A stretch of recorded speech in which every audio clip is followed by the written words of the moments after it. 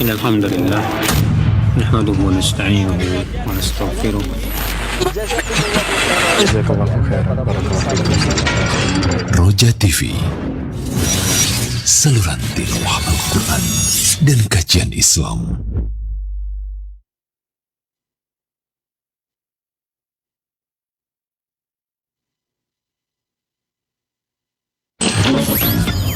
Kajian Islam ilmiah di Roja TV dan Radio Roja. Kewajiban yang pertama atas hamba, ya, itu ma'rifatur rahmani bitauhidi, itu mengenal ar-Rahman bitauhid dengan cara mentauhidkannya. Saksikanlah kajian Islam ilmiah di Roja TV dan Innal hamdalillah nahmaduhu wa nasta'inuhu wa nastaghfiruh. Jazakallahu khairan. Barakallahu. Roja TV, saluran tilawah Al-Quran dan kajian Islam.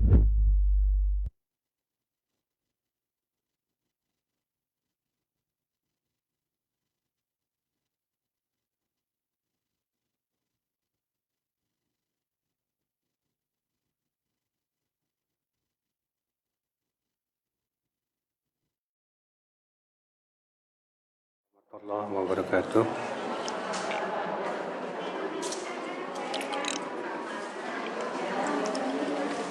Udah siap belum, Bu?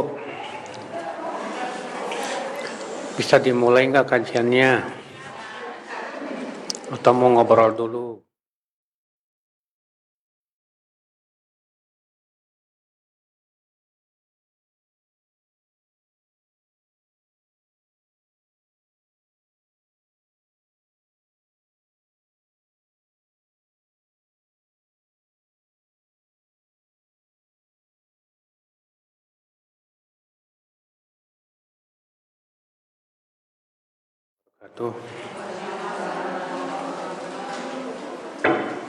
Alhamdulillah nahmaduhu wa nasta'inuhu wa nastaghfiruh wa na'udzu billahi min syururi anfusina wa min sayyiati a'malina. Man yahdihillahu fala mudilla lahu wa man yudlil fala hadiya lahu. Wa asyhadu an la ilaha illallah wahdahu la syarika lahu wa asyhadu anna Muhammadan abduhu wa rasuluh. Qala Allah Ta'ala fi kitabihil karim, Ya ayyuhalladzina amanu taqullaha haqqa tuqatih wa la tamutunna illa wa antum muslimun, amma ba'd.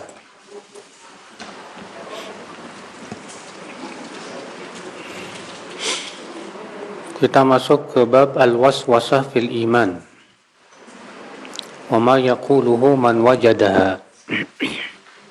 Was-was dalam iman dan apa yang diucapkan kalau kita mendapatkan was-was. Was-was itu apa sih, Bu? Was-was itu, Bu, itu godaan setan, Bu. Contohnya gimana? Contohnya pikiran-pikiran tentang Allah yang membuat kita ragu sama Allah. Itu was-was, ya. Dan setan itu, ibu-ibu, ingin terus berusaha, ya, menggoda kita. Setan itu ingin kita itu kafir.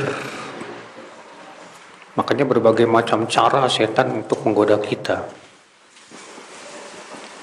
Kita masuk hadis ke-82.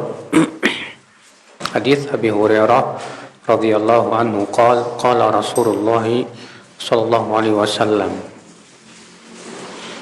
ya'ti syaitanu ahadakum fayaqulu man khalaqa kadza wa man khalaqa kadza hatta yaqula man khalaqa rabbak fa idza balaghahu falyasta'id billahi wal yantahi. Setan akan datang kepada salah seorang dari kalian. Siapa, Bu, yang datang, Bu? Setan. Siapa sih itu setan, Bu? Setan itu jin yang jahat, Bu. Yang dimaksud setan di sini jin yang jahat. yang kafir. Kata Rasulullah, setan akan datang kepada salah seorang dari kalian. Lalu setan akan berkata begini, siapa yang menciptakan ini? Siapa yang menciptakan itu? Maksudnya gini, setan akan datang ke kita, Bu. Siapa yang menciptakan gunung? Allah. Siapa yang menciptakan langit? Allah. Siapa yang menciptakan bumi? Allah. Hatta yaqul man khalaqa rabbak. Sampai setan berkata begini, terus siapa yang menciptakan Allah? Siapa yang menciptakan Tuhanmu? Apabila telah sampai, fa idza balaghahu falyasta'id billah wal yantahi. Apabila telah sampai kepada ini, kata Rasulullah, hendaklah ia berlindung kepada Allah dan hentikan, jangan lanjutkan. Ya. Hadis 83 juga sama. Hadis Anas bin Malik radhiyallahu anhu qala Rasulullah sallallahu alaihi wasallam, lan yabruha an-nasu yatasaaluna hatta yaqulu hadha Allah khaliqu kulli syai faman khalaqa Allah. Hadis Anas bin Malik, ia berkata, Rasulullah SAW bersabda, orang-orang akan senantiasa bertanya-tanya sampai mereka bertanya begini, ini Allah pencipta langit, pencipta segala sesuatu, lalu siapa yang menciptakan Allah? Lihat ibu-ibu sekalian, jadi ibu-ibu, rupanya setan itu akan memberikan was-was kepada kita dengan cara apa? Dengan cara bertanya pertanyaan-pertanyaan yang tujuannya supaya kita ragu. Ya.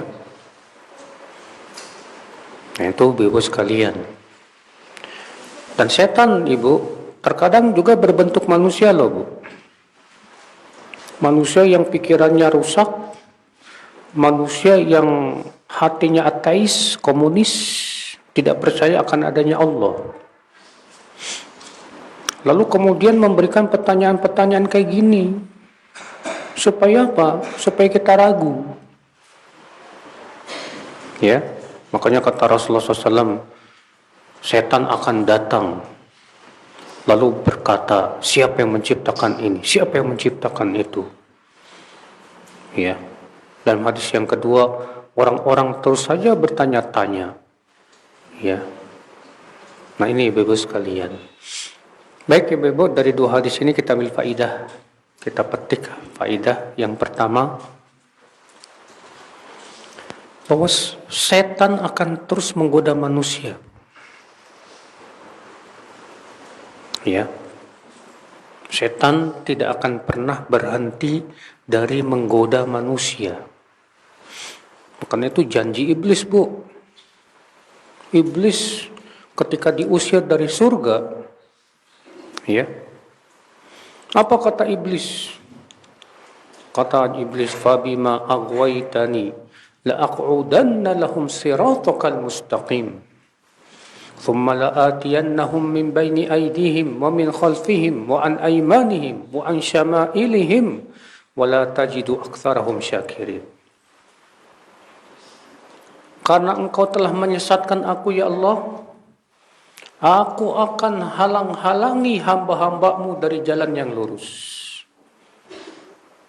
Kemudian aku akan datangi mereka dari kanan, dari kiri, dari depan, dari belakang. Dan engkau tidak akan mendapatkan kebanyakan hambamu bersyukur, kata iblis. Lihat ibu-ibu, jadi ini sumpahnya iblis, Bu. Iblis akan berusaha untuk menyesatkan kita. Nauzubillah min dzalik. Hadis ini kita ambil faedah, kita petik yang kedua, Bu. Faedah yang kedua, bahwa di antara cara setan menggoda manusia,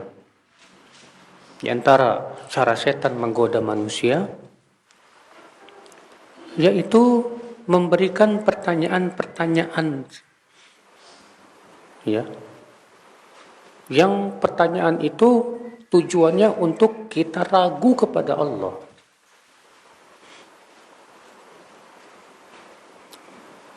Jadi setan tuh datang ke pikiran kita, Bu. Ya. Oh, setan berkata, siapa yang menciptakan langit? Allah. Yang menciptakan bumi? Allah. Yang menciptakan batu? Allah. Menciptakan laut? Allah. Yang menciptakan gunung? Allah. Terus siapa yang menciptakan Allah? Nah, ya. Nah, ini godaan setan, Bu. Kalau kita dapatkan ini kata Rasulullah, langsung kita hentikan, jangan dilanjutkan. Ya. Ibu-ibu sekalian. Faedah selanjutnya yang bisa kepetik, ibu-ibu, yang ketiga. Hadis ini menunjukkan, ibu-ibu, apabila kita merasakan was-was setan seperti itu, maka hendaklah kita ta'awud, berlindung kepada Allah. Kita ucapkan apa? A'udzu billahi minasyaitonir rajim. Kemudian hentikan. Dalam riwayat yang lain yang sahih, Rasulullah bersabda, ucapkan amantu billah. Aku beriman kepada Allah. Berarti ada dua. Dalam hadis ini, hendaklah ia berlindung kepada Allah. Dalam hadis yang lain, hendaklah ia ucapkan amantu billah. Aku beriman kepada Allah. Ada lagi hadis lain, Bu. Ya, yang menyebutkan hendaklah ia membaca surat Al-Ikhlas. Apa itu surat Al-Ikhlas? Yaitu kul huwallahu ahad, Allahus samad, lam yalid wa lam yulad wa lam yakul lahu kufuwan ahad. Kenapa kita disuruh membaca surat Al-Ikhlas, Ibu? Karena surat Al-Ikhlas itu, Bu, membantah pertanyaan setan tadi. Karena setan mengatakan begitu, siapa yang menciptakan ini, siapa yang menciptakan itu? Allah. Terus siapa yang menciptakan Allah? Maka kita jawab apa, Bu? Qul huwallahu ahad. Katakan Allah itu ahad. Apa itu ahad? Ahad itu artinya satu-satunya. Berarti satu-satunya pencipta hanya siapa? Allah. Yang bisa menciptakan hanya siapa? Allah. Selain Allah tidak mampu menciptakan. Ya. Maka pertanyaan orang yang bertanya begini, setan bertanya begitu. Siapa yang menciptakan Allah? Batil. Karena tidak ada yang bisa menciptakan kecuali siapa? Allah Subhanahu wa taala. Makanya pantas, ya, kalau kita terkena godaan setan seperti itu, langsung kita ucapkan qul huwallahu ahad, Allahus samad, lam yalid wa lam yulad wa lam yakul lahu kufuwan ahad. Karena maknanya membantah. Katakan Allah ahad, satu-satunya. Allahus samad, Allah tempat bergantung seluruh makhluknya. Lam yalid wa lam yulad, Allah tidak melahirkan, tidak pula dilahirkan. Artinya Allah tidak butuh kepada siapapun, ibu-ibu sekalian. Walam yakul lahu kufuwan ahad, dan tidak ada siapapun yang sebanding dengan Allah. Ya. Jadi pertanyaan ini batil, salah besar. Kalau pertanyaannya salah, pasti jawabannya pun salah. Nah, ini ibu-ibu sekalian. Hadis ini kita ambil faidah selanjutnya, ibu-ibu. Hadis ini menunjukkan larangan banyak bertanya. Karena Rasulullah bersabda, lan yabruhan nas yatasaalun. Manusia akan terus saja bertanya-tanya. Sampai akhirnya mereka berkata, ini Allah pencipta langit dan bumi. Terus siapa yang menciptakan Allah? Gara-gara apa, Bu? Gara-gara banyak bertanya. Ya. Makanya disebutkan dalam hadis yang sahih, Rasulullah SAW bersabda apa, ibu-ibu?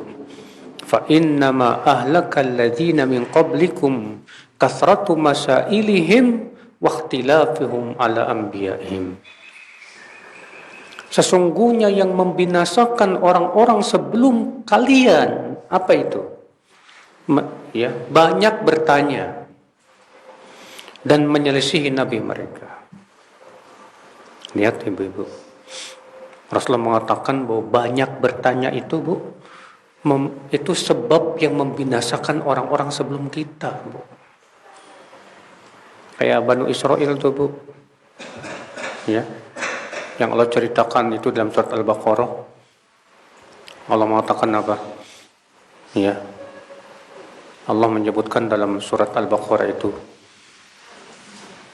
agar mereka menyembelih seekor sapi. Disuruh menyembelih seekor sapi. Tapi apa yang terjadi, Bu? Nanya, sapi yang kayak gimana? Warnanya apa? Sifatnya seperti apa? Akhirnya diperberat sama Allah Subhanahu wa ta'ala. Padahal kalau mereka nggak nanya-nanya, sapi mana saja boleh, nggak apa-apa. Tapi ini nanya, ya, sapinya seperti apa, hai Musa? Warnanya seperti apa? Sifatnya bagaimana? Waduh, ibu-ibu sekalian, akhirnya diperberat. Makanya Allah berfirman, ya ayyuhalladzina amanu la tas'alu an asya'a in tubdalakum tasukum. Hai orang-orang yang beriman, jangan kalian mempertanyakan atau bertanya tentang sesuatu yang kalau ternyata diberitahu, ya, kepada kalian diturunkan hukumnya oleh Allah, menyusahkan kalian. Lihat ibu-ibu sekalian. Jadi ibu, kita ini dilarang banyak bertanya, Bu, ya. Jadi nggak boleh nanya, Ustaz. Boleh, kata para ulama. Tapi pertanyaannya adalah pertanyaan yang memang kita butuhkan dalam agama kita. Kalau itu pertanyaan yang kita butuhkan, boleh, silakan. Yang dilarang itu pertanyaan-pertanyaan yang tidak kita butuhkan, atau pertanyaan yang tidak menimbulkan amal. Tidak menimbulkan amal, nggak boleh. Ustadz, misalnya ada ibu-ibu bertanya misalnya gini, Bu. Ustadz, itu Nabi Adam kan ketika makan buah yang dilarang itu terlepas pakaiannya. Lalu Nabi Adam berusaha menutupi auratnya dengan dedaunan. Itu daun apa, Ustadz? Waduh. Kok nanya daun apa? Kan bingung, Bu, jawabnya. Kenapa? Allah tidak pernah memberitahu, Rasul pun tidak pernah memberitahu, para sahabat pun juga tidak pernah mempertanyakan. Terus ngapain kita nanyain itu? Ya, Ustadz, Ashabul Kahfi itu kan 7 pemuda, satunya anjing. Anjing apa, Ustadz? Anjing helder apa bulldog atau apa? Kan bingung, Mbak. Allah tidak pernah menjelaskan jenis anjingnya.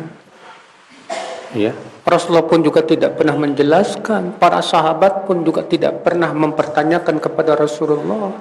Para ulama pun tidak pernah membahas itu. Ya udah, ngapain dibahas?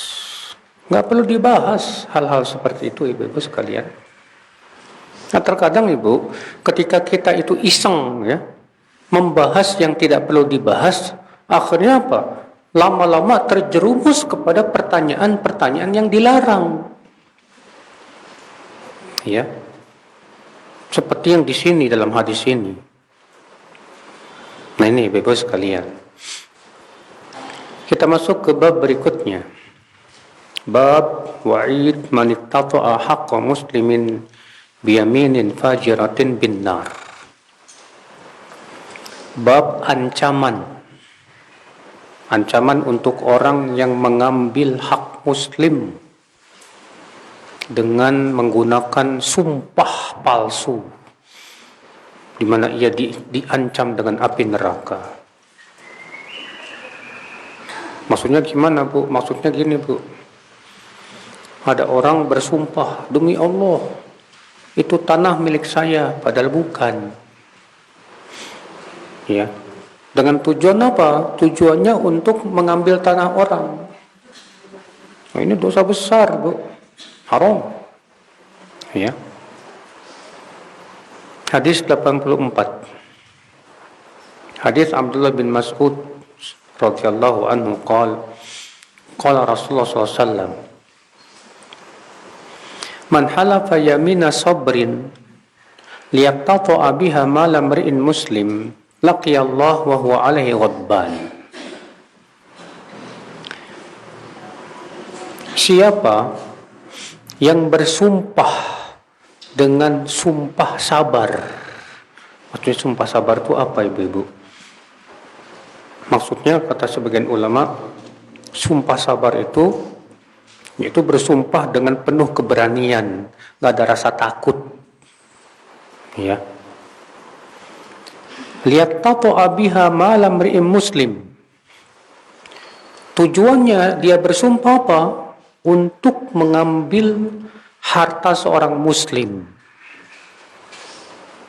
Maka laqiyallah, maka ia akan bertemu dengan Allah pada hari kiamat dalam keadaan Allah murka sekali kepada dia. Fa anzalallahu tasdiqa dzalik. Lalu kemudian Allah pun turunkan ayatnya membenarkan ucapan Rasulullah sallallahu alaihi wasallam.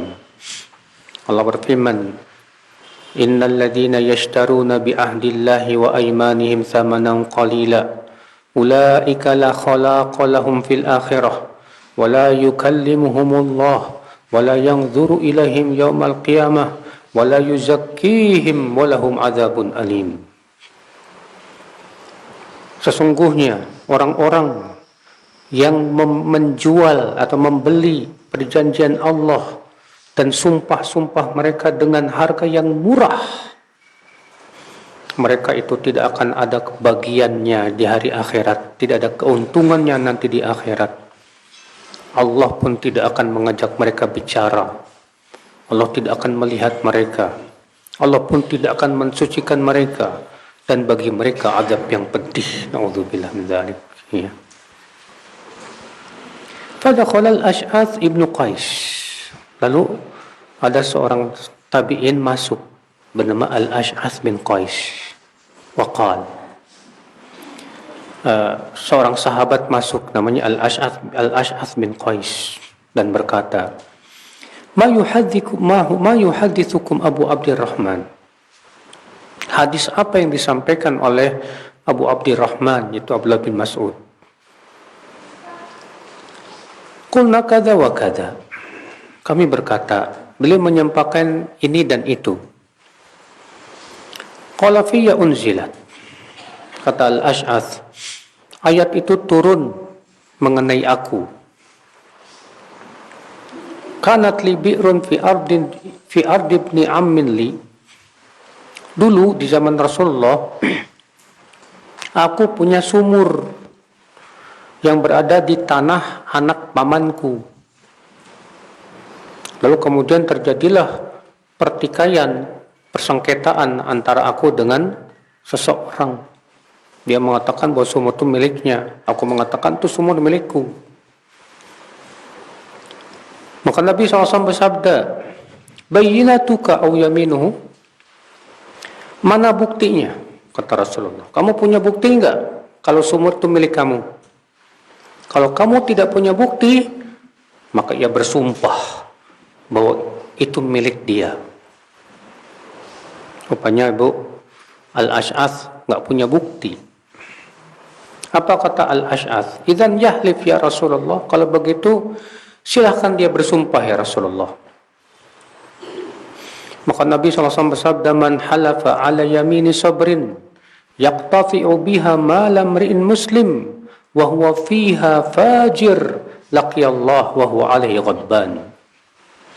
Siapa yang bersumpah untuk mengambil harta seorang muslim padahal ia bohong dalam sumpahnya, maka dia akan bertemu dengan Allah pada hari kiamat dalam keadaan Allah sangat murka kepada dia. Ibu-ibu sekalian,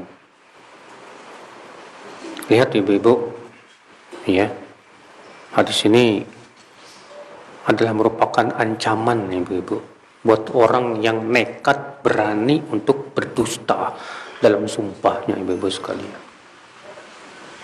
Hadis ini kita ambil faedah ibu-ibu. Faedah yang pertama, tahrimul halif billah liyaqtata amalan imri muslim wa annahu min kaba'iriz dzunub. Haramnya bersumpah palsu. Haramnya bersumpah dengan nama Allah dengan tujuan untuk mengambil harta seorang muslim. Dan bahwa itu dosa besar, Ibu. Ya. Maka tidak boleh kita bersumpah hanya demi untuk apa? Mengambil ya hak seorang muslim. Hadis ini kita ambil faedah yang kedua ibu-ibu. Dalam persengketaan, orang yang menggugat ya wajib membawa bayyinah, bukti. Dalam persengketaan, Bu, orang yang menggugat wajib membawa bukti. Kalau ternyata orang yang menggugat tidak punya bukti, maka yang digugat cukup bersumpah. Cukup apa? Bersumpah. Misal, ibu nih bertikai nih tentang tanah. Ibu dengan teman ibu bilang itu tanah saya. Terus temannya bilang enggak, itu tanah saya. Akhirnya ibu menggugat ke pengadilan. Ya. Maka pengadilan akan bertanya, mana buktinya? Kalau itu tanah kamu, mana surat-suratnya? Ya. Ternyata ibu nggak punya apa? Nggak punya bukti. Maka pada waktu itu yang digugat disuruh bersumpah, demi Allah ini tanah punya saya. Ya sudah. Nah ini ibu-ibu sekalian. Tapi Rasulullah mengancam bahwa orang yang bersumpah dusta hanya untuk mengambil hak seorang muslim itu dosanya besar sekali, ibu-ibu sekalian. Nah ini ibu, makanya sebut dalam hadis Rasulullah SAW sabda apa? Al-bayyinatu 'alal mudda'i wal yaminu 'ala man angkar. Bukti, ya, wajib membawakan bukti untuk orang yang menggugat, ya, dan sumpah untuk orang yang digugat.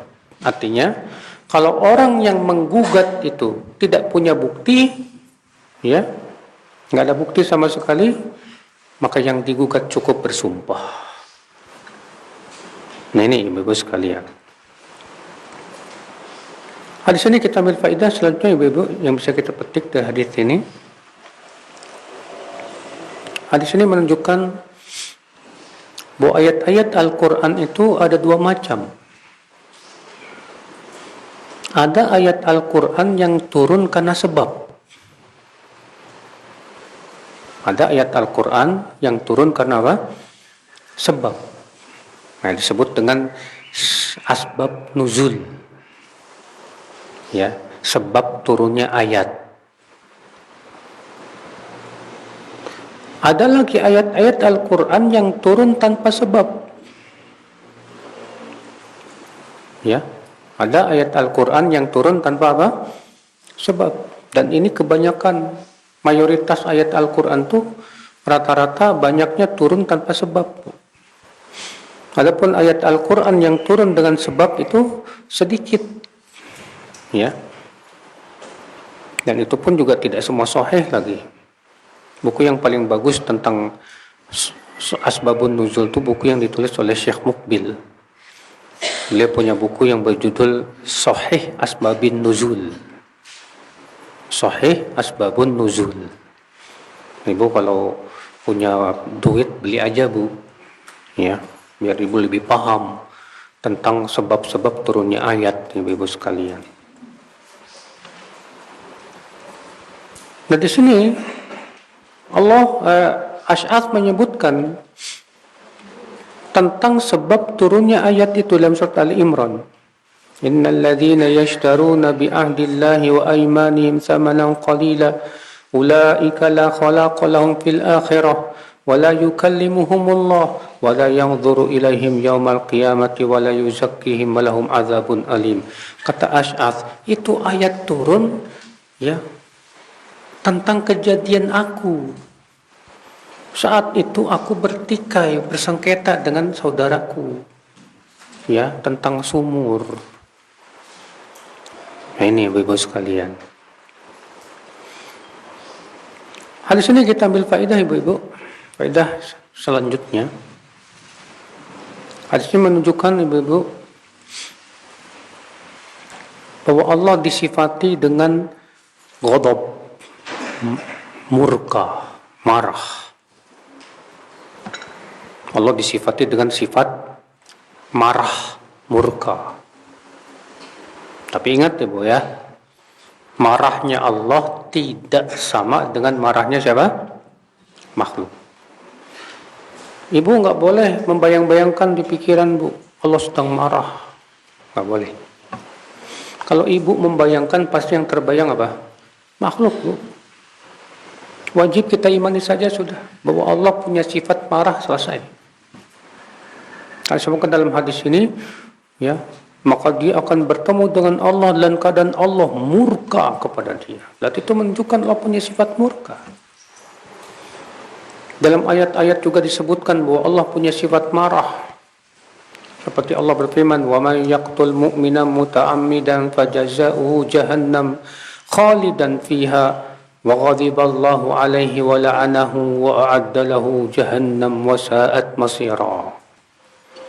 Siapa yang membunuh seorang muslim dengan sengaja, maka balasan dia neraka jahanam, dia kekal padanya. Dan Allah pun murka kepadanya. Dan Allah laknat dia. Dan Allah sediakan untuknya neraka jahanam. Nah, berarti Ibu-ibu, Allah disifati dengan sifat apa? Marah, ya. Murka. Itu wajib kita imani. Faedah selanjutnya, Ibu, yang bisa kita petik dari hadis ini. Hadis ini menunjukkan, ya, wajibnya menghormati hak-hak muslim dan tidak mengganggu mereka.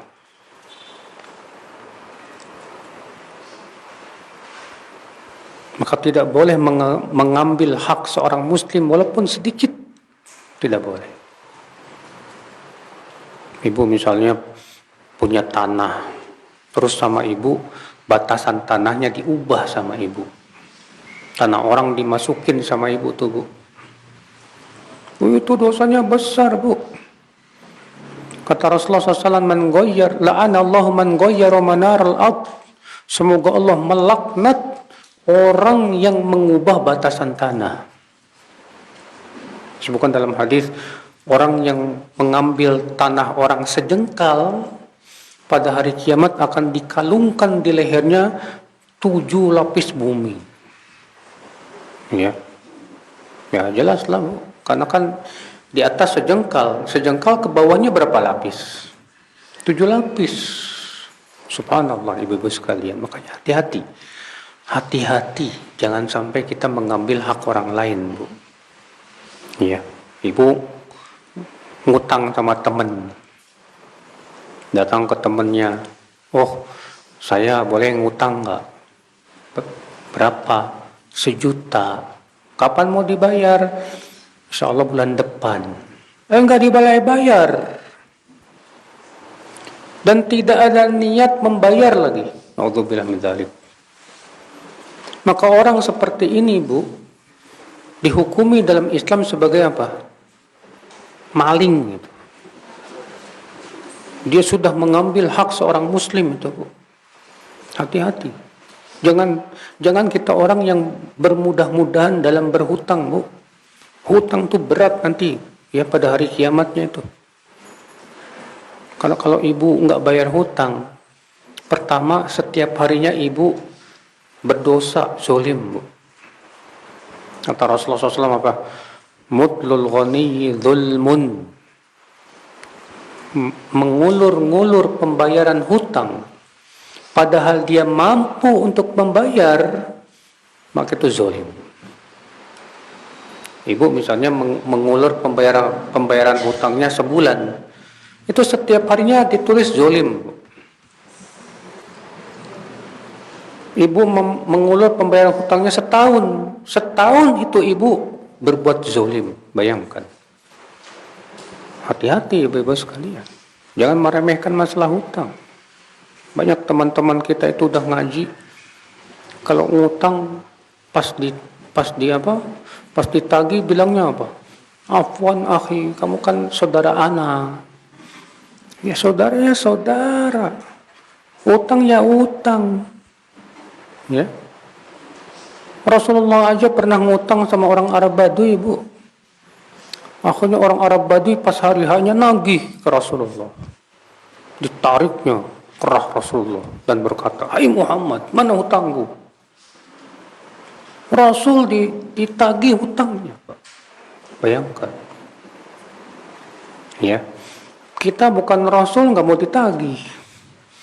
Pas ditagih, ya, lebih serem daripada yang nagih. Oh, ini subhanallah ibu-ibu sekalian, hutang itu duit orang, Bu. Kalau kita sampai mengambil hak orang lain tuh berat, Bu, pada hari kiamat itu. Nasallallahu salamata wal afiyah. Ibu-ibu sekalian, kita masuk ke bab berikutnya. Bab ad-dalil ala anna man qasada akhdha mali ghairihi bi ghairi haqqin kana al-qasidu muhdarad dam. Bab dalil bahwa orang yang mau mengambil harta orang lain dengan tanpa hak, maka orang yang mau mengambil ini halal darahnya. Ya, maksudnya kalau ternyata terjadi berantem. Hadis 85, hadis Abdullah bin Amr, ia berkata, sami'tu Nabi sallallahu alaihi wasallam yaqul, man qutila duna malihi fahuwa syahid.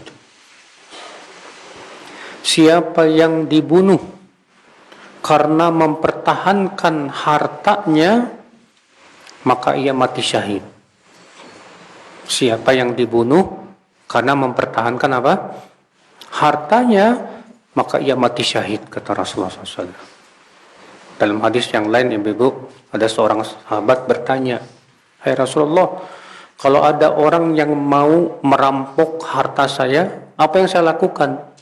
Kata Rasulullah, qatilhu, perangi dia, lawan dia.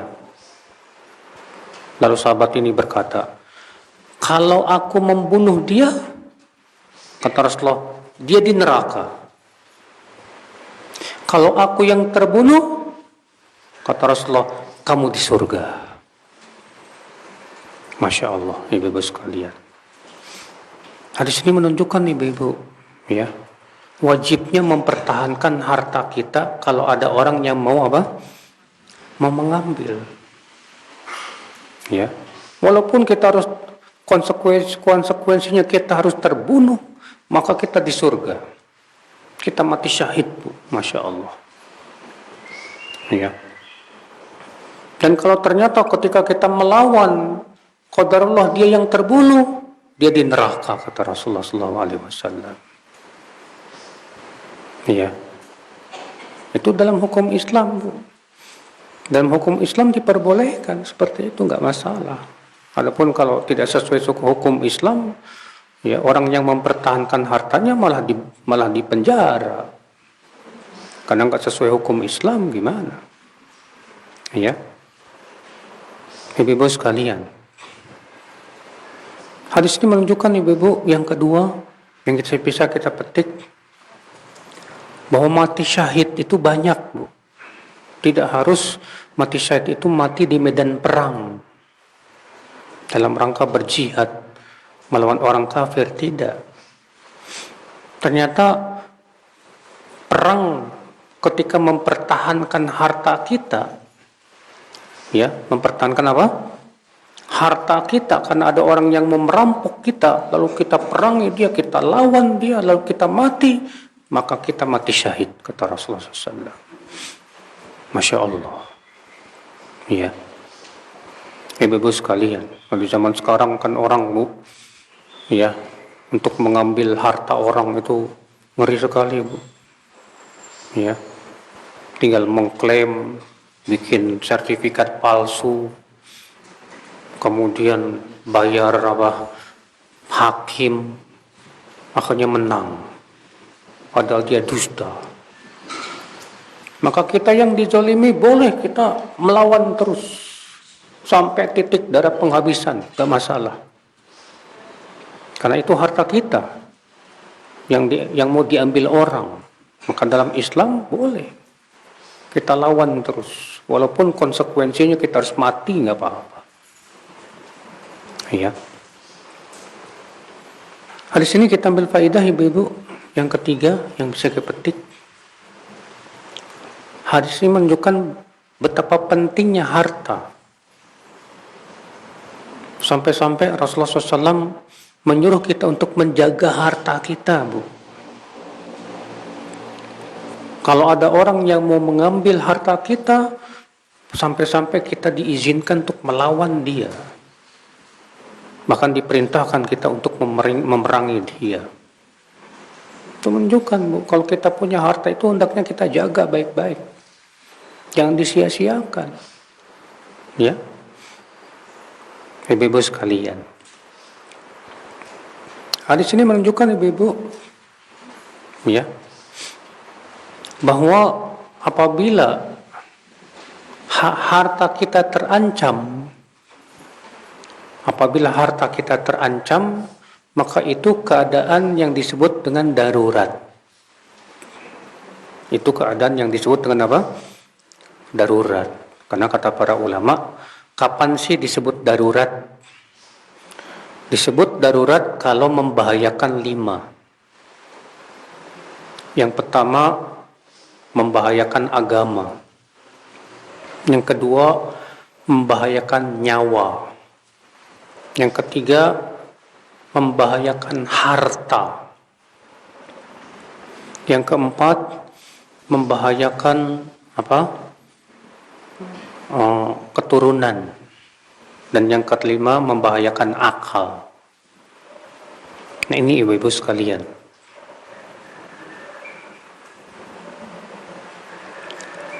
Kita masuk ke bab berikutnya.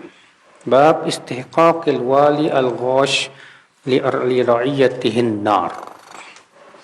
Bab pemimpin yang curang, yang suka mencurangi rakyat, dia berhak masuk neraka.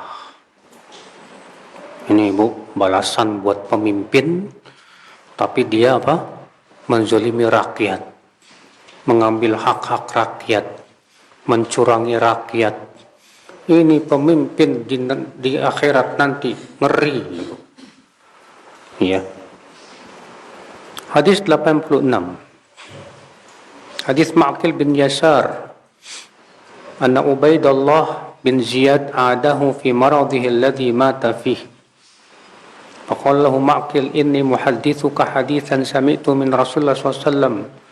Sami'tu an-Nabiy SAW yaqul ma min 'abdin istar'ahu Allahu ra'iyyah falam yahutha bi nasihatin illa lam yajid ra'ihatal jannah.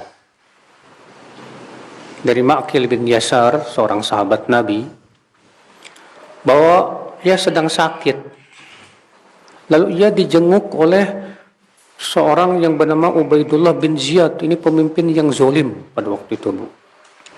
Dia wali kota Basroh, seingat saya itu Irak kalau nggak salah. Tapi dia zolim orangnya sama rakyat itu. Rupanya Ma'qil bin Yasar sakit, lalu dijenguk oleh Ubaidullah bin Ziyad. Ya.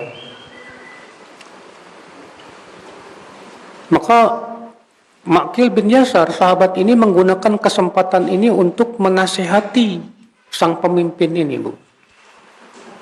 Apa kata Ma'qil bin Yasar, seorang sahabat Nabi ini? Aku ingin menyampaikan kepada kamu sebuah hadis yang aku mendengar langsung dari Rasulullah SAW. Aku mendengar Rasulullah bersabda,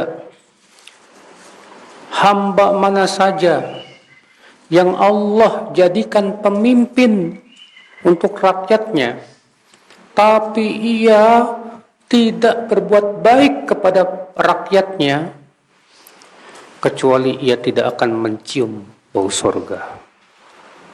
Artinya kalau pemimpin tuh, Bu, cuek sama rakyatnya, rakyatnya dizolimi, rakyatnya disusahkan, rakyatnya dicurangi, maka pemimpin ini tidak akan mencium bau surga, kata Rasulullah SAW. Subhanallah, ibu-ibu sekalian. Hadis ini kita ambil faidah, ibu-ibu. Faidah yang pertama, yaitu disyariatkan mengunjungi orang sakit. Ya, ini pemimpin zolim Ubaidullah bin Ziyad ini, Bu, mengunjungi, menjenguk seorang sahabat Nabi yang sedang sakit. Ya, itu Ma'qil bin Yasar. Maka dari itu, ibu-ibu, kalau punya teman, punya saudara yang sedang sakit, usahakanlah kalau ada waktu kita kunjungi, Bu. Karena menjenguk orang sakit itu Masya Allah pahalanya, Bu. Kata Rasulullah, orang yang menjenguk orang sakit didoakan oleh 70.000 malaikat. Bayangkan. Ya. Hadis ini kita ambil faedah, ibu-ibu, yang bisa kepetik. Bahwa seorang ulama hendaklah berusaha menasihati pemimpin. Ya. Ini Ma'qil bin Yasar, seorang sahabat. Dan tentunya beliau seorang ulama di zamannya. Ketika beliau sakit, dijenguk oleh pemimpin yang zolim yang bernama Ubaidullah bin Ziyad ini. Maka beliau menggunakan kesempatan ini untuk menasihati. Kata Ma'qil, aku akan menyampaikan kepada kamu sebuah hadis yang aku mendengar dari Rasulullah SAW langsung. Ya, Masya Allah, ibu-ibu sekalian. Maka dari itu, para ulama lah yang hendaknya mereka itu menasihati siapa? Para penguasa. Ya. Tapi sebatas nasihat aja. Bukan maksa. Sebatas nasihat aja. Kalau nasihatnya yang nggak didengar, ya sudah. Dia sudah apa? Dia sudah melaksanakan tugas. Makanya Rasulullah bersabda dalam hadis yang lain, man arada an yansaha lidhi sultan fala yubdihi ananiyah fal ya'khudh biyadihi bal yakhtub bih fa in qabila faqad adda alladhi alaihi. Siapa yang ingin menasihati penguasa, kata Rasulullah, jangan di depan orang banyak, jangan. Tapi hendaklah ia nasihati secara rahasia. Jika diterima nasihatnya, alhamdulillah. Jika tidak diterima, maka dia telah melaksanakan tugas sampai situ. Ya. Jadi ulama itu hanya sebatas berkewajiban memberikan nasihat, sudah. Kalau nggak diterima ya sudah. Jangan bikin gerakan bawah tanah, memberontak, nggak boleh. Memberontak haram dalam Islam. Ya. Ibu-ibu sekalian. Hadis ini kita ambil faedah berikutnya, ibu-ibu, bahwa kepemimpinan itu amanah yang berat di sisi Allah. Ya, kepemimpinan itu apa? Amanah yang berat di sisi Allah. Makanya Rasulullah bersabda kepada Abu Dzar, ya Abu Dzar, innaha amanah wa innaha khizyun wa nadamah yaumal qiyamah. Wahai Abu Dzar, Sesungguhnya kepemimpinan itu amanah. Dan sesungguhnya kepemimpinan itu akan menjadi apa? Khizyun, kehinaan, wanadamah, dan penyesalan nanti pada hari kiamat. Makanya ibu-ibu, para sahabat, para salafus soleh di zaman dulu itu lari dari jabatan, lari bu. Nggak kayak zaman sekarang. Zaman sekarang berlomba-lomba pengen jadi pejabat. Udah jadi pejabat korupsi lagi. Oleh musibah. Karena gimana sistem kita ini, gimana nggak bikin korupsi? Ketika dia mencalonkan diri, dia keluar duit jor-joran, ya nggak? Sampai miliaran. Setelah dapat jabatan dia mikir harus balik modal. Akhirnya apa? Gara-gara itu korupsi. Korupsi, sistemnya yang sudah mendukung korupsi gimana? Ya, ibu-ibu sekalian. Makanya kalau dalam Islam tidak seperti itu. Kalau dalam Islam yang menunjuk sebagai pejabat, ya, itu langsung pemimpin tertinggi. Yang ditunjuk orang-orang yang betul-betul punya kemampuan yang hebat dalam kepemimpinan. Betul-betul orang yang bertanggung jawab, ibu-ibu sekalian. Ini ibu-ibu sekalian. Kepemimpinan itu berat, Bu. Di zaman sekarang tuh orang ngelihat jabatan tuh sebatas dari sisi enaknya doang, Bu. Jadi pejabat kan dihormati orang. Ya. Kalau datang orang-orang pada salaman, dihormati orang tua, enak nggak Bu? Manis memang. Ya. Jadi pejabat itu duitnya banyak, fulus. Tapi banyak orang tidak mikir bahwa itu tanggung jawabnya berat di sisi Allah Subhanahu wa taala. Berat. Makanya salafus soleh di zaman dulu lari dari jabatan, takut sekali. Abu Hanifah pernah diminta oleh pemimpin di zamannya untuk jadi qadhi. Ya. Tapi Abu Hanifah menolak, nggak mau, saya nggak mau. Saya tidak berhak jadi qadhi. Saya ilmunya cetek. Kata sang khalifah apa? Kamu ini dusta. Kata Abu Hanifah apa? Kalau aku dusta, pendusta nggak berhak jadi qadhi. Ya, masya Allah ibu-ibu sekalian. Bayangkan itulah keadaan zaman salafus saleh terdahulu itu. Mereka takut dari jabatan. Takut karena itu amanahnya berat ibu-ibu sekalian di sisi Allah Subhanahu wa taala. Faedah selanjutnya ibu-ibu yang bisa dipetik dari di sini. Wajib siapapun orang yang dijadikan pemimpin, wajib dia mensejahterakan rakyat. Wajib dia berbuat baik kepada rakyat. Karena di sini Rasulullah mengancam siapapun hamba yang Allah jadikan pemimpin, falam yahutha binasihatin, tapi ia tidak berbuat baik kepada rakyatnya, malah mencurangi, malah menzolimi, maka dia tidak akan mencium bau surga pada hari kiamat. Makanya Bu, jangan lupa Bu, doakan pemimpin kita yang sekarang nih Pak Prabowo, ya, supaya Allah bantu beliau dalam tugas-tugasnya untuk memerangi para koruptor juga Bu. Ya, doakan Bu, karena kalau kita banyak netizen tuh kerjaannya mencaci maki doang. Apa manfaatnya mencaci maki coba? Yang diajarkan dalam Islam itu mendoakan supaya dapat petunjuk, diberi taufik, ya, supaya Allah bantu, Allah hindarkan dari berbagai macam keburukan. Doakan.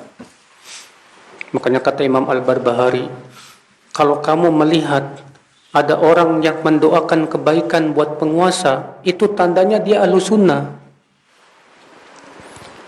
Tapi kalau kamu melihat ada orang yang mendoakan keburukan buat penguasa, itu tandanya dia pengikut hawa nafsu. Iya. Jadi jangan lupa Bu, ketika Ibu sholat, Ibu tahajud, adalah doa Ibu yang Ibu peruntukkan buat pemimpin kita itu.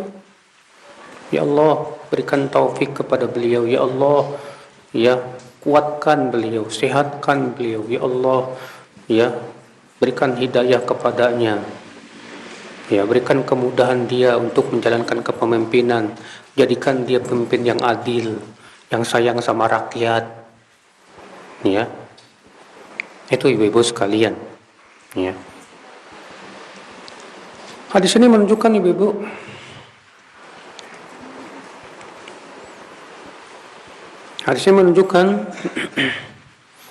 bahwa kepemimpinan pemimpin itu adalah cermin dari rakyat. Artinya gimana? Artinya begini Bu, rakyat yang zolim biasanya diberi oleh Allah pemimpin yang zolim. Ya. Tapi kalau rakyatnya cinta keadilan, Allah pun berikan kepada dia pemimpin yang apa? Yang insya Allah senang keadilan. Makanya kalau kita pengen pemimpin yang baik, yang adil, kita sebagai rakyatnya juga harus berubah. Allah berfirman, "Innallaha la yughayyiru ma biqaumin hatta yughayyiru ma bi anfusihim." Sesungguhnya Allah tidak akan mengubah suatu kaum sampai mereka mengubah diri mereka sendiri. Lihat, Allah mengatakan sampai mereka mengubah diri mereka sendiri. Itu berarti perubahan dari diri kita sendiri, ibu-ibu sekalian, semua kita. Ya, ibu-ibu sekalian. Baik, saya kira cukup sampai di sini, ibu-ibu. Kita buka tanya jawab. Barangkali ada yang mau nanya, silakan.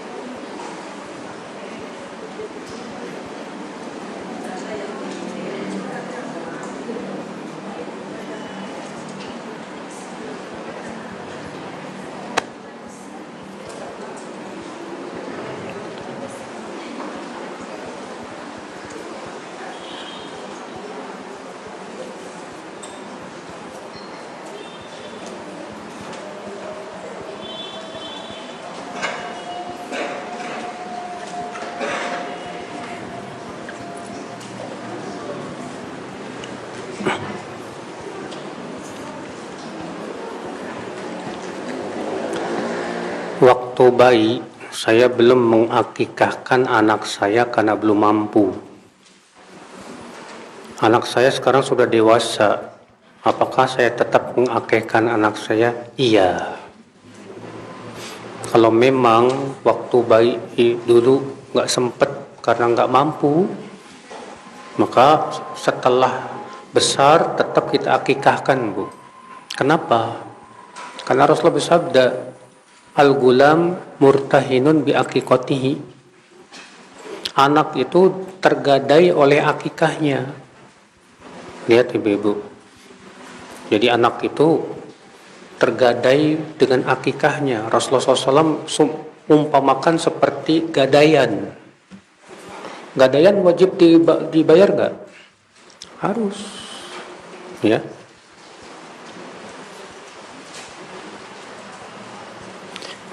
Tolong berikan amalan yang utama untuk seorang mu'alaf agar teguh dan istiqomah di atas agama Islam.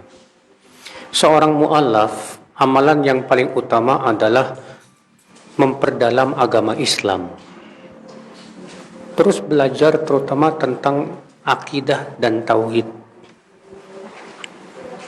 Itu yang paling utama, Ibu. Jadi tugas setelah masuk Islam itu apa?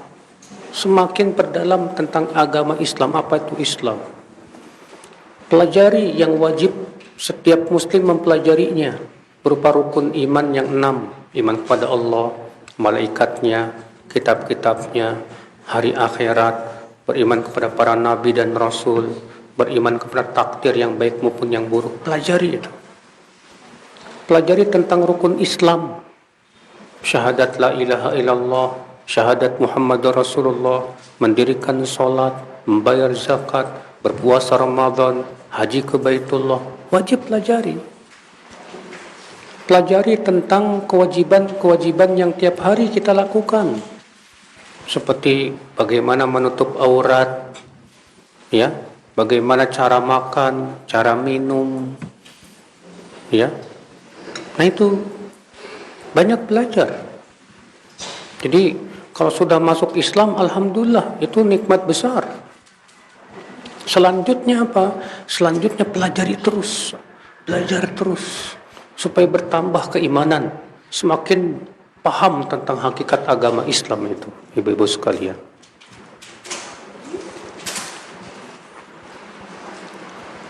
Ibu jangan ngobrol ya Bu ya, dengerin, sabar. Jika kita mengerjakan proyek pembangunan masjid, mereka kita mengambil keuntungan, boleh, nggak apa-apa. Karena antum kontraktor, ya. Kemudian antum diminta akadnya dengan mereka adalah antum yang membangunnya, ya. Antum yang membangunnya masjid tersebut, yang tentunya pasti butuh biaya dan yang lain-lainnya.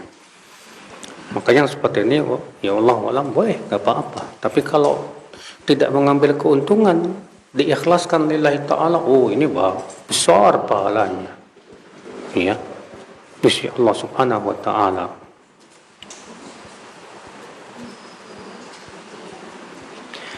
Salat sunnah rawatib yang afdol itu yang 12 rakaat atau 22 rakaat. Banyak amat 22. Paling banyak juga 14 Bu, atau 16, ya, paling banyak 16, nggak sampai 22. 2 rakaat sebelum subuh, 4 rakaat sebelum zuhur, 4 rakaat setelah zuhur. Nah untuk zuhur diberikan pilihan, boleh 4, boleh 2, boleh 4, 2. Ya. Boleh 4, 2. Kemudian 4 rakaat sebelum asar, tapi ini bukan sunnah muakkadah. Ya. Kemudian ya 2 rakaat setelah maghrib. Kemudian 2 rakaat setelah isya. Namun yang Rasulullah SAW sangat anjurkan 12 rakaat. Kata Rasulullah, siapa yang menjaga 12 rakaat, Allah bangunkan untuknya sebuah rumah di surga. Ya. Adapun qobliyah asar, maka ini tidak ditekankan, tidak. Adapun qobliyah maghrib, ini pun tidak ditekankan. Jadi yang disuruh kita untuk menjaganya, yang betul-betul kita jaga itu yang tadi 12. Tapi kalau kita mau tambah, saya mau tambah Ustaz, qobliyah asar 4 rakaat, silahkan. Qobliyah maghrib 2 rakaat, silahkan. Tapi itu ya Rasulullah tidak mendawamkan. Sesuatu yang Rasulullah tidak dawamkan, sebaiknya jangan didawamkan. Sesuatu yang Rasulullah tidak rutinkan, sebaiknya tidak dirutinkan. Ya.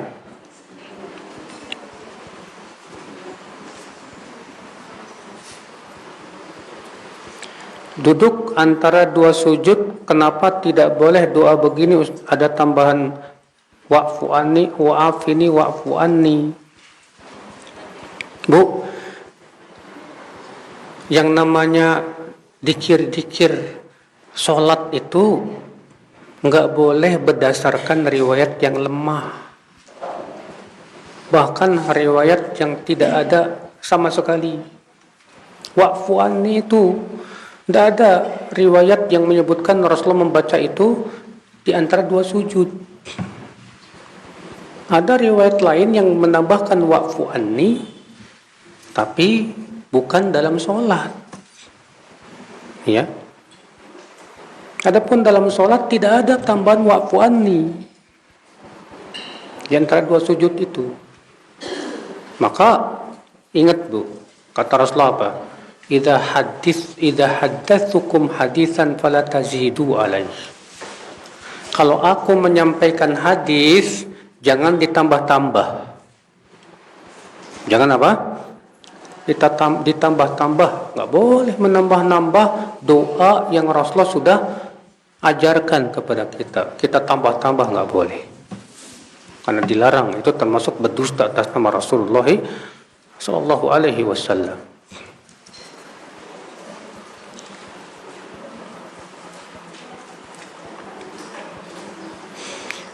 Apakah berdosa kalau kita mensolati jenazah yang kita tahu masih punya hutang? Enggak berdosa, enggak.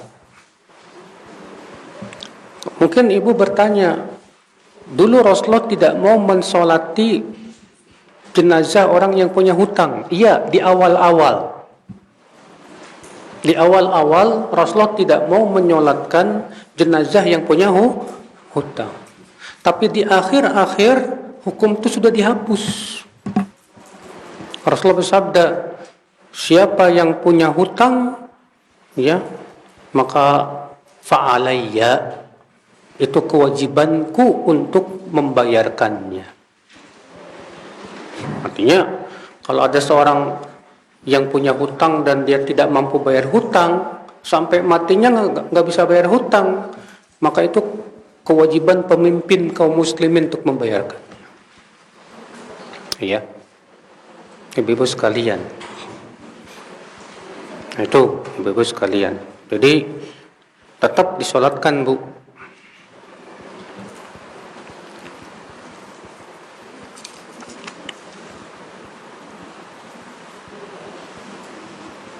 Apakah pemimpin suatu perusahaan sama kewajibannya dengan pemimpin dalam suatu negara? Ya beda lah Bu.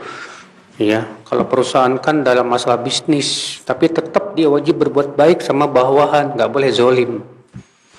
Kalau dalam hal zolim tidak boleh, siapapun berbuat zolim nggak boleh. Baik dia pemimpin, baik dia rakyat, yang namanya zolim tetap nggak boleh atas siapapun juga secara mutlak. Ya.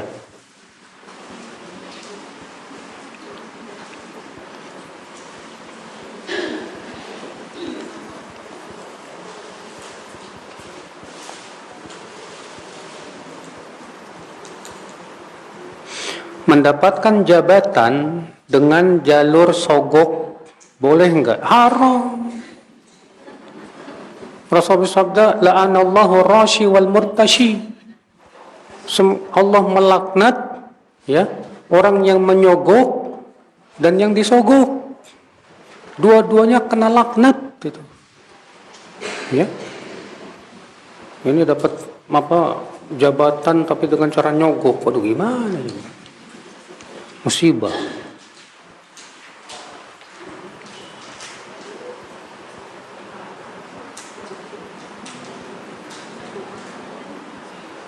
Apakah kita bisa berdoa antara adzan dan iqamah tapi tidak di masjid, tapi di rumah? Bisa, nggak masalah. Karena Rasulullah mengatakan begini Bu, antara adzan dan iqamah doa tidak akan ditolak. Rasulullah hanya menyebutkan waktunya, bukan tempatnya. Rasulullah mengatakan antara adzan dan iqamah doa tidak akan ditolak. Lihat, Rasulullah hanya mengatakan waktunya, tidak menyebutkan tempatnya. Ya tempatnya di mana saja, nggak masalah. Ya.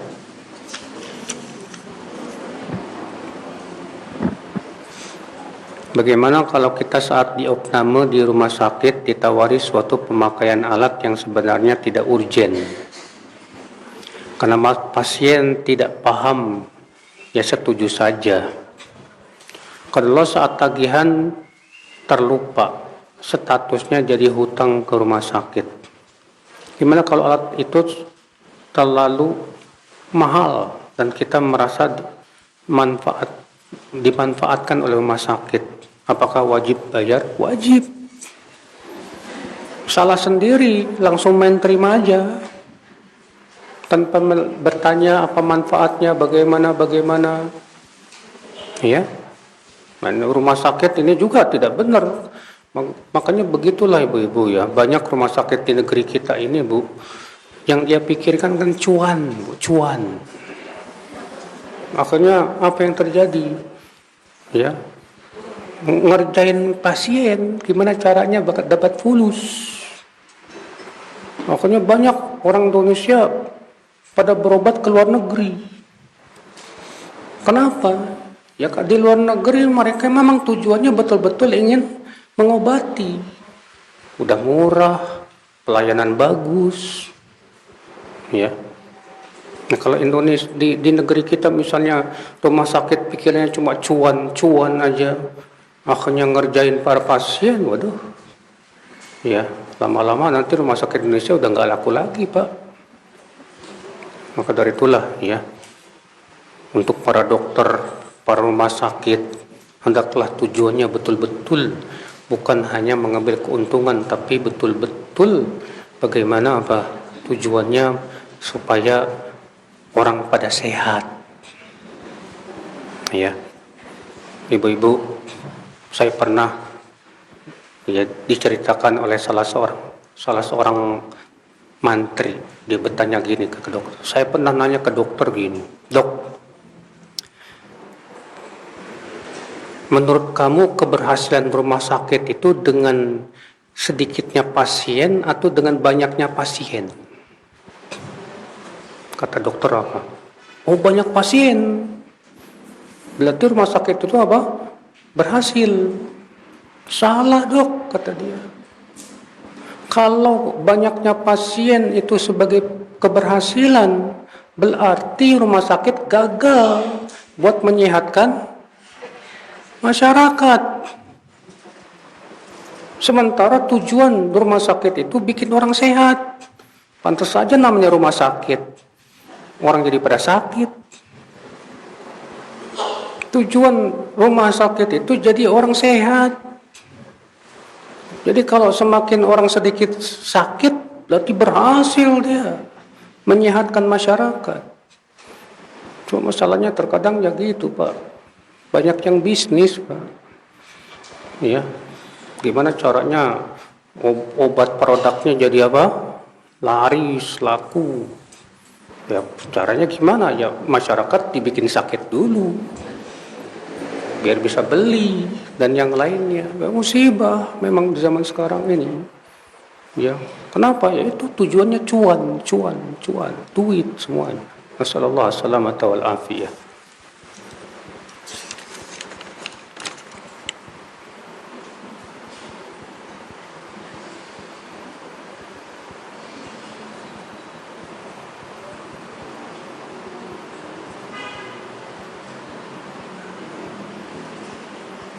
Kalau kita meminjamkan dalam bentuk LM, apa sih LM tuh?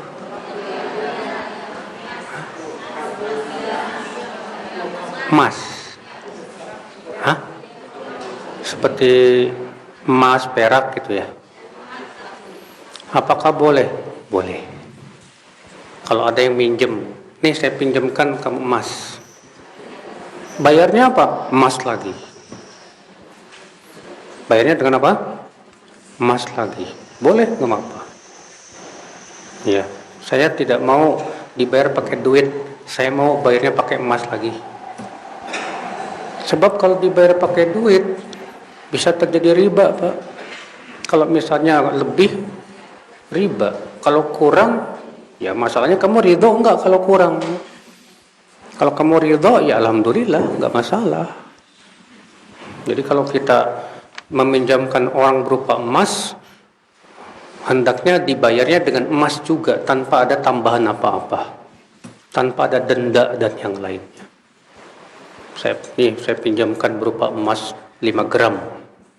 Berarti bayarnya emas lagi 5 gram. Tapi Ustadz, dulu waktu saya pinjam harga emasnya kan cuma 1 juta. Sekarang harga emas 2 juta.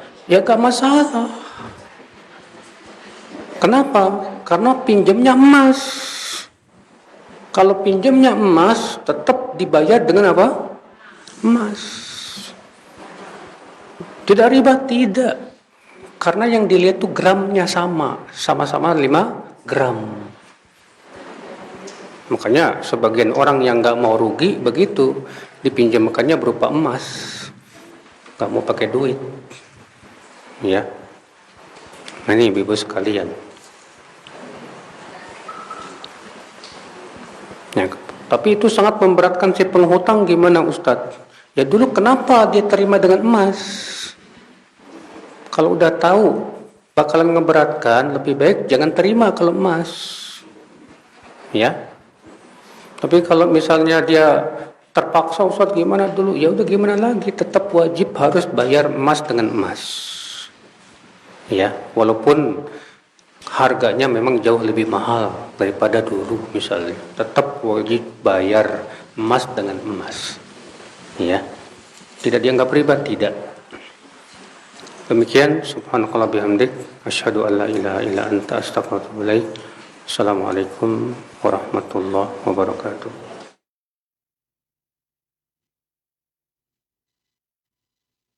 Innal hamdalillah nahmaduhu wa nasta'inuhu wa nastaghfiruh. Jazakallahu khairan. Barakallahu. Roja TV, saluran tilawah Al-Quran dan kajian Islam.